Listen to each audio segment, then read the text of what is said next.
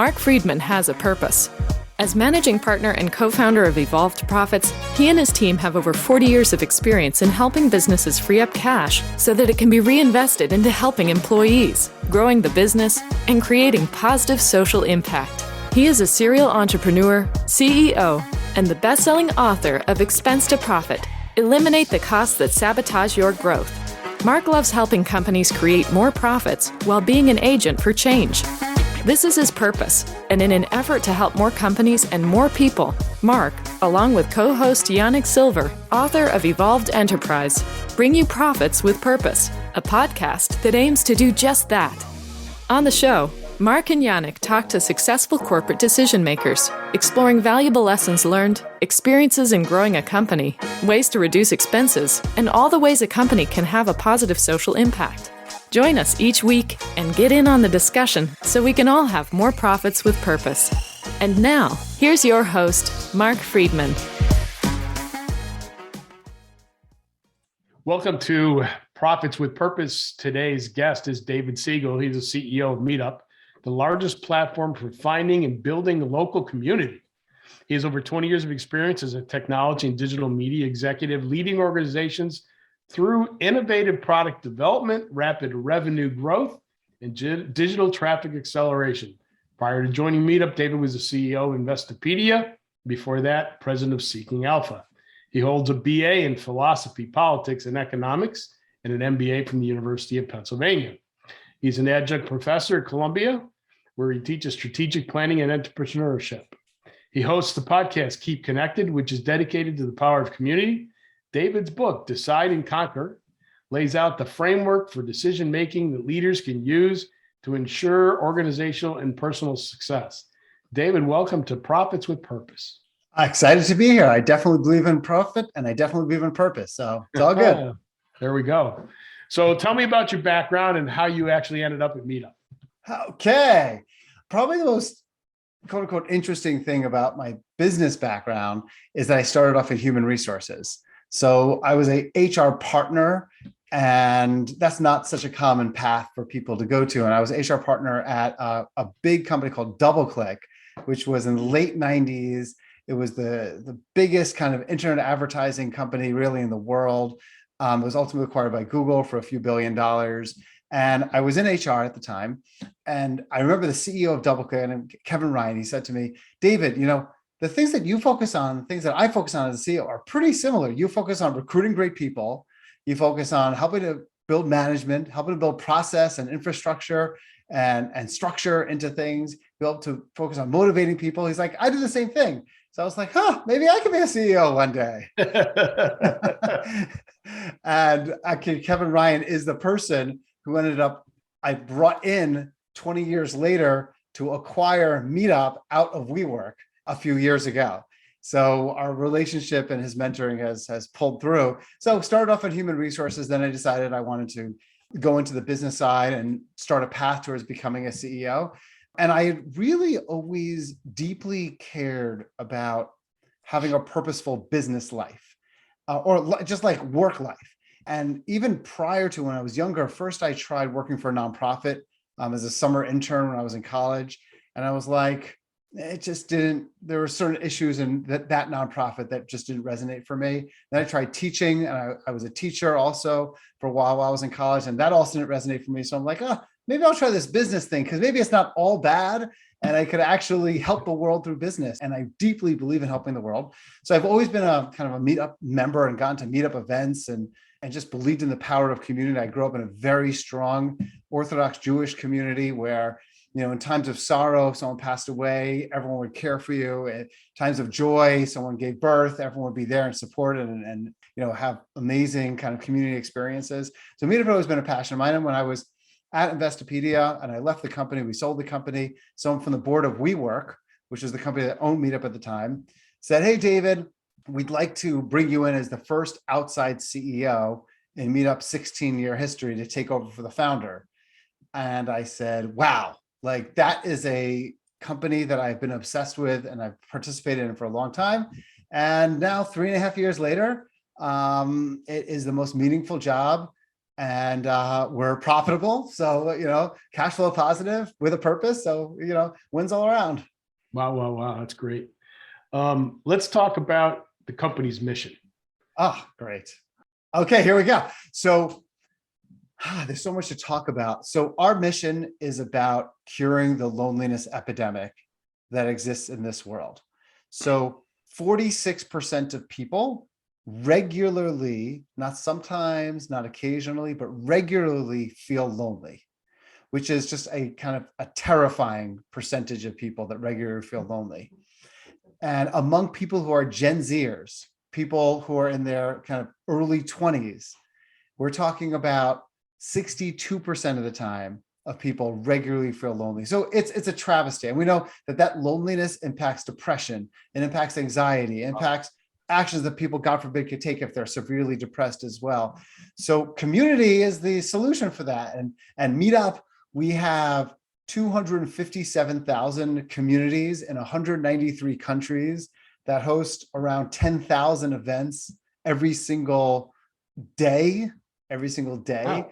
Yeah, big numbers. We have 59 million members that participate in these 257,000 communities.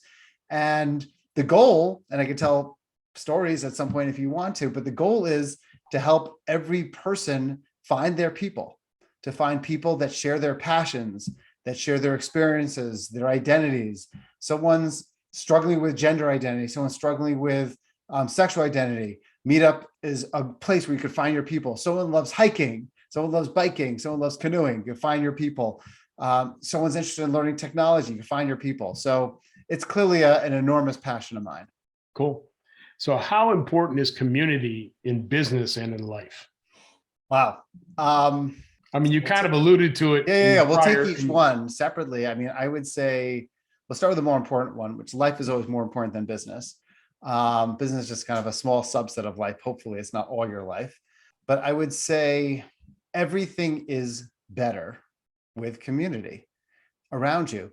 If you're watching a sports game by yourself versus if you're going to a stadium and watching a sports game, or if you're in a bar and watching a sports game with similar enthusiasts, for 99% of people, not 100%, for 99% of people, it's going to be a more meaningful type experience because you're bonding with those people. I mean, community dates back to Paleolithic and Neolithic man, when the only way to survive, literally survive, was in community. People needed community to survive. And if they went off by themselves into the bush or whatever it is, they would not likely have a great outcome. And only when we started building, small little towns and groups of people, were the life expectancy for people, significantly higher. And that's how hunter and gatherer and agrarian societies all built. So it's like deeply in our DNA for like hundreds of thousands of years, needed for community. And you can't just, things that are that inbred from an evolutionary standpoint, continue to persist despite technology that we have today. What we say is we use technology at Meetup to get people off of technology, to get people to be in kind of real community around people in person, and obviously during the pandemic, remotely. So it's everything in terms of life. And in terms of business, the reason for the great resignation that's happening today, the 4.5 million people are leaving the workforce every month and changing jobs, which is an insane number in the United States, is because of a loss of community. People are working from their homes. They're not in their offices. They don't have that same community feeling, at work. There's a newish profession that 5-10 years ago didn't really exist. And it's called a community manager. And tons of companies, from Google to Amazon to Facebook to Salesforce to small tech companies to REI to Nike, have community managers. And they're kind of managing the relationship with their employee communities, they're managing the relationship with their larger kind of customer communities. And those are the people that are the zealous users of a product.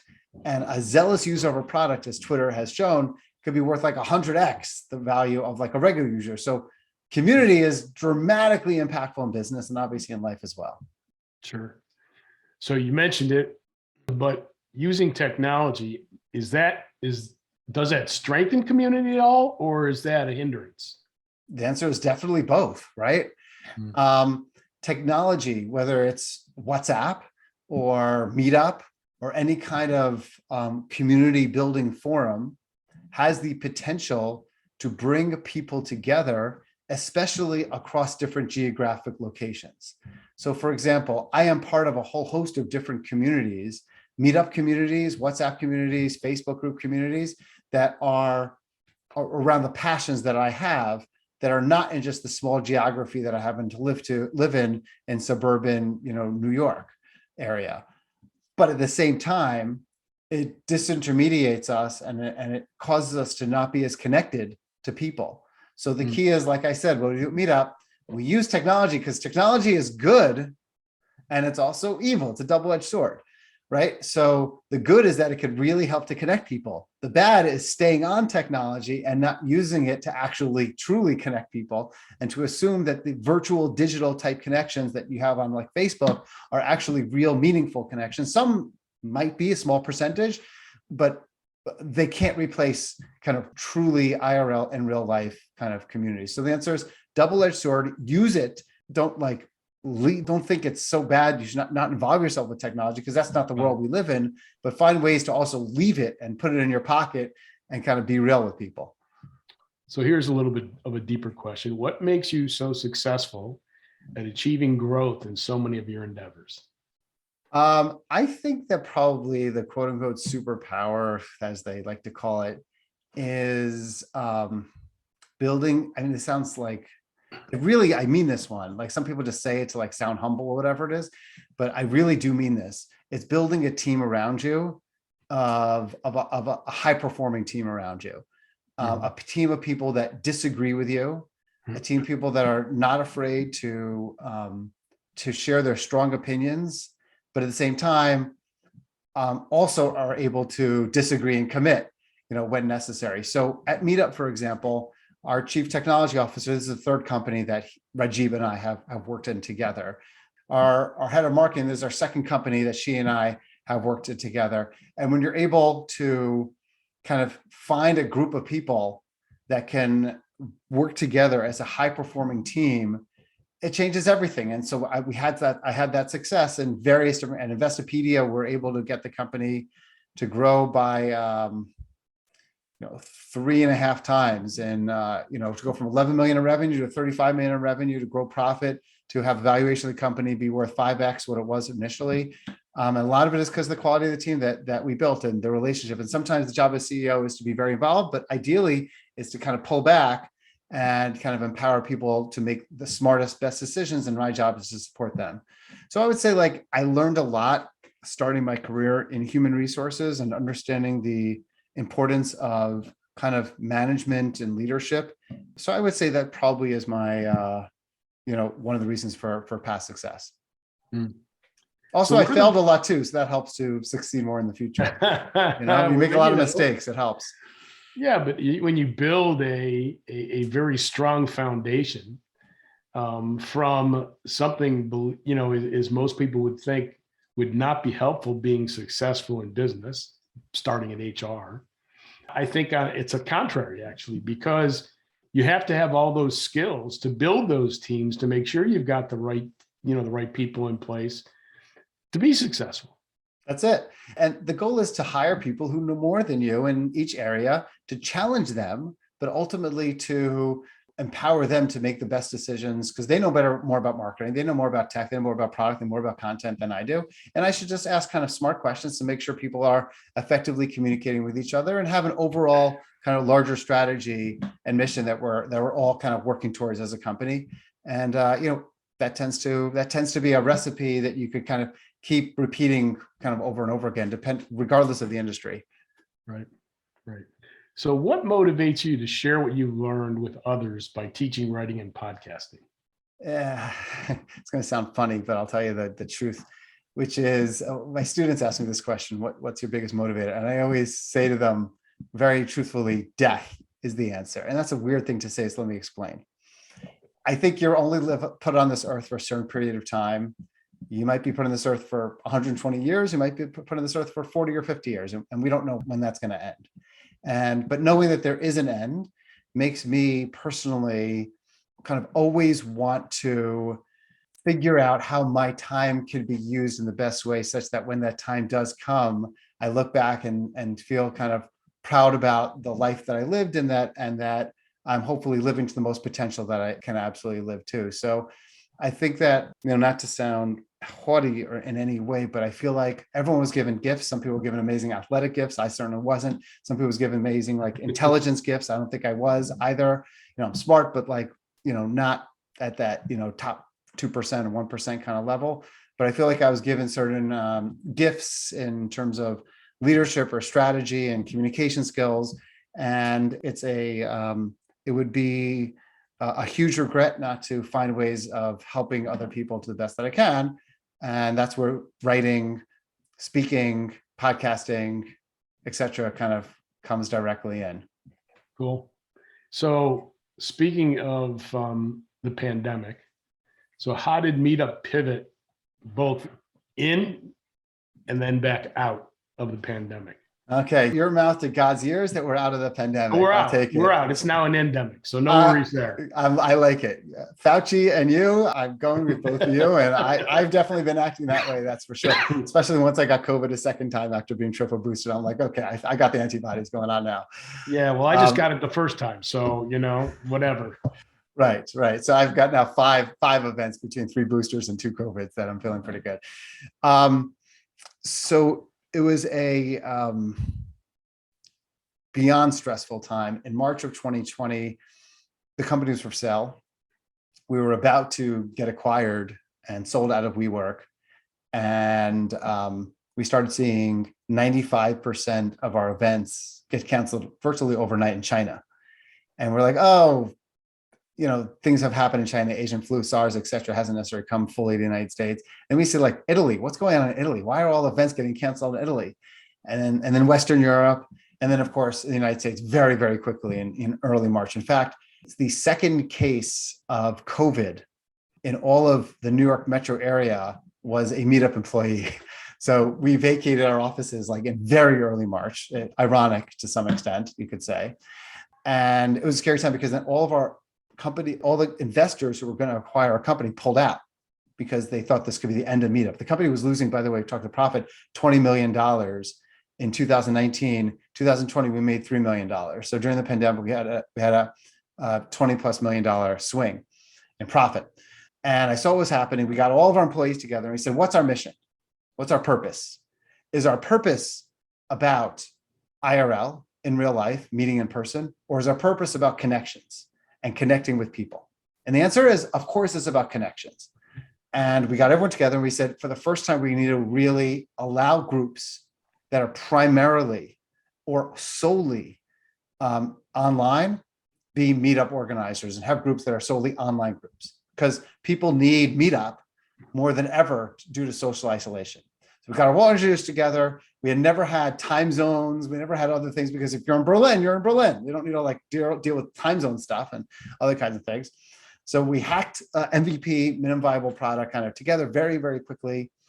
And in the 2.5 years since, or 2.25 years since that March of 2020, we've now had over 3.5 million online events. Over 30 to 40 million people have participated in our online events. And it's been a life-saving opportunity for so many people that were kind of stuck at home, certainly in the early days.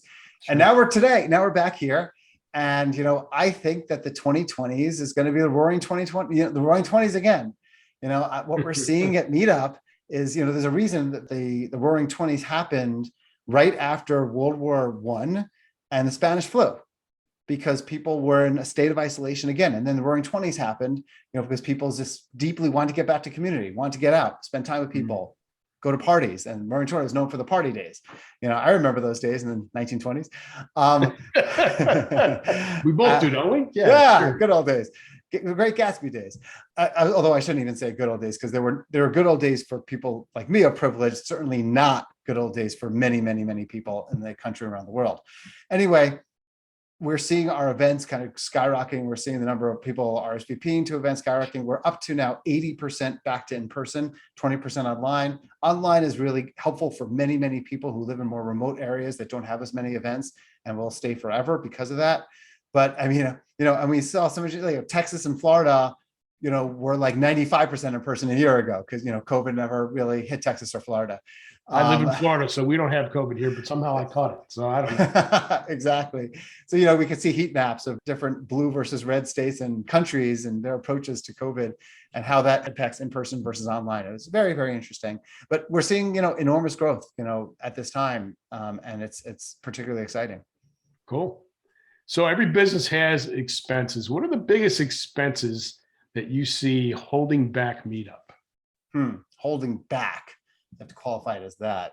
I mean, we have two really line items that are the highest line items of expenses in our company, which are pretty standard in tech companies, generally speaking, because we have an 86% gross margin, very high gross margin business. So our two expenses are people expenses and marketing expenses, but definitely can't say that the people expenses and the marketing expenses are quote unquote holding us back, right? Because they're what propel us forward. I don't think that what's holding us back per se is a focus on expense reduction. We did that when I joined Meetup. The company was losing a ton of money. We had 250 employees. We now have 84. Okay. And we're actually operating more effectively, producing even more with 84 employees. And we do our 250 because of a lot of inefficiencies of process, prioritization, communication, et cetera. So we were held back by far by having almost too many people doing too many different things with not enough priorities, not enough focus. We're now ultra focused. We have the right number of people in terms of data science, machine learning, et cetera. And for us, what was holding us back was really the pandemic more than anything, because, running a company called Meetup when you couldn't meet up in person, not easy. But I think there's very little that's holding us back at this point. We also had a lot of tech debt, which essentially means we've been around for 20 years. In fact, this month is our 20th anniversary month since our website was launched back in 2002. And we spent a lot of time during the pandemic in cleaning up like millions of lines of code and reducing code so we could kind of iterate and work more efficiently. So that was also holding us back in the past. That was also costing us a lot of money. Our AWS bills were through the roof, and now they're a lot lower because we're building platforms in a much more kind of efficient and scalable way as well. Cool. So my company puts a big focus on positive social impact, obviously profits with purpose. Are there ways that you guys promote positive social impact within the company itself? Oh, tremendously. I'll tell you an example of one. So in the summer of 2020, as we all remember, when George Floyd was murdered, and there was, a tremendous amount of awareness around racial inequality and social justice, we started seeing dozens and then hundreds of different Black Lives Matter groups kind of spring up all around Meetup.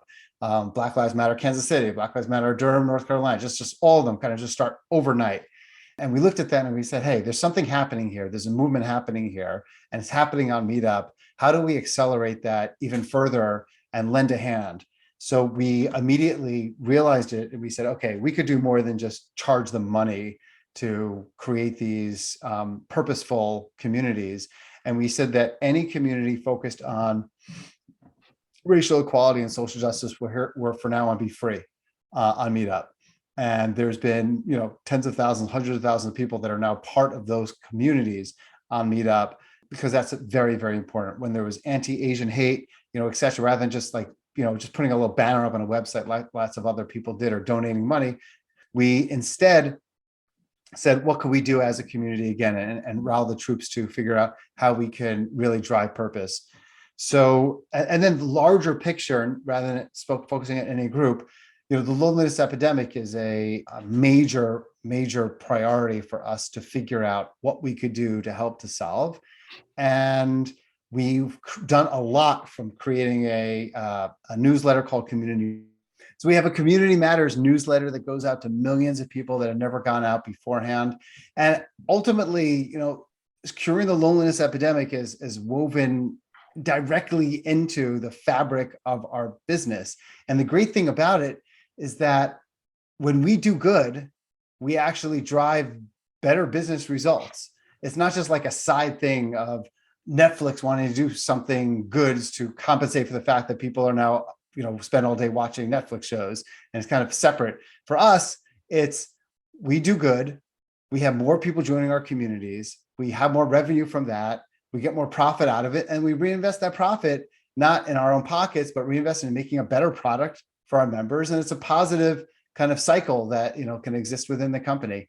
So we're really lucky to have that kind of good, positive flywheel, shall we say. Really cool. Really, really cool. So you may have already answered this, but I'm going to ask it anyhow, because it's one of my favorite questions when we get towards the end of a conversation, is what's the best piece of advice you've ever been given, and by who? Okay. I don't know if this counts, so you could call me out on it if you think it doesn't count, but I'll share it with you, and then you could say I want a different one. So here it is. So I think everything counts. Okay. So when I was in high school, and in your high school, you have to come up with a yearbook quote. And I remember, and this is particularly poignant to me because I'm going to my son's high school graduation today, actually. So I was thinking about this. So it's really perfect. And the yearbook quote that I chose, and looking through a series of quotes, was the following: sometimes in our pursuit of happiness, it's important to pause and just be happy. And I think all too often people who are ambitious in life, they push off their happiness and they push off their joy. And they say, I'm going to work really, really hard, 60, 70, 80 hours a week, and then I'll be happy in 5 years. I'm going to work really hard now, and then I'll see my kids in 5 or 10 years.